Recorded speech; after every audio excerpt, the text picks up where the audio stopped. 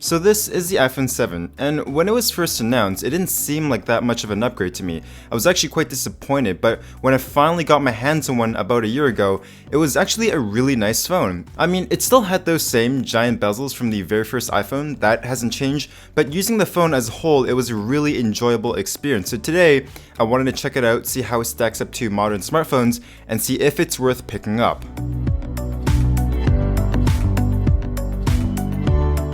So the phone itself is made out of aluminum, unlike the newer glassback iPhones, and it looks really nice. The feel of this one I'm not really a big fan of. The matte black color option just has this cheap feeling texture, but it's easily the best color you can get brand new.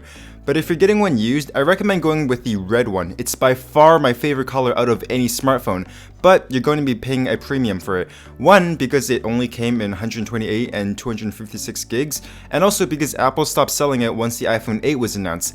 If it's not that much more than the other iPhone 7s and you don't use a case, I'd go for the red one. It's also noticeably lighter than the iPhone 8 and iPhone 10, which is something that I always notice when reviewing older iPhones.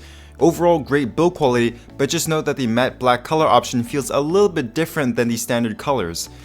The screen on this thing is noticeably better than the one on the iPhone 6s. It's brighter, it's got way better contrast, colors are more vibrant, and the screen on the 6s just looks washed out in comparison. The bezels are still there, and I'd like to say that I don't mind them, but they're starting to bug me more and more because I'm using the iPhone 10 as my daily driver. It's definitely not a deal breaker, and I don't really mind trading some bezel for a front-facing fingerprint sensor, but if this matters to you, the bezels on the 7 Plus aren't as noticeable. But overall, this is a really nice screen that can handle direct sunlight fairly well. The speakers on this thing sound amazing. They're loud, they're clear, it's got a little bit of bass to give it some depth, and overall really nice sounding speakers. Not the best, but these are really good. Now, I was always under the impression that the speakers on the iPhone 8 and 10 were nearly identical to the 7, but they're not. The iPhone 10 has noticeably better bass, and it just sounds more alive compared to the 7.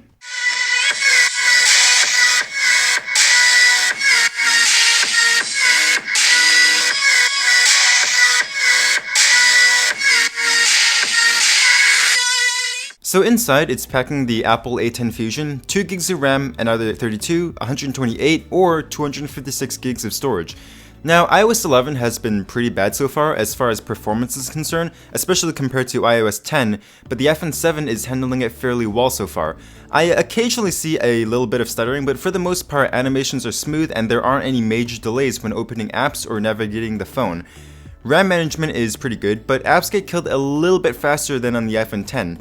Not too bad though. My only complaint here is that Apple changed the way that the home button works in iOS 11, where before it would start the animation as soon as you press the home button, but if you double click for the app switcher, it would open it halfway through the first animation. But now there's a slight delay before it goes home, and I'm not really a big fan of that change. The camera on this thing takes pretty good photos. Truthfully, I don't actually use the telephoto lens on the iPhone 10 that much, so I'm perfectly fine with a single lens here. Photos are sharp and detailed, it's got good colors, but the dynamic range isn't as nice as on the iPhone 8 and 10. There's just a little bit of clipping when things get too bright, but otherwise, this thing takes really nice photos. The last thing that I want to mention is the battery life, and this is probably my biggest gripe with this smartphone. The battery life itself will last you a full day if you don't push it too hard, somewhere around 6 to 7 hours of usage from my light use and high brightness, but the lack of fast charging just really stands out to me. So I never actually charge my phone overnight, mainly because I don't actually have a little night table beside my bed.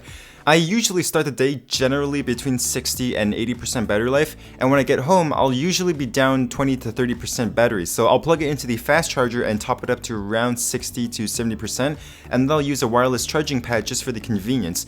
Now, I realize that most people just plug their phones in overnight, so this isn't as big of an issue, but the iPhone 7 does not have fast charging or wireless charging.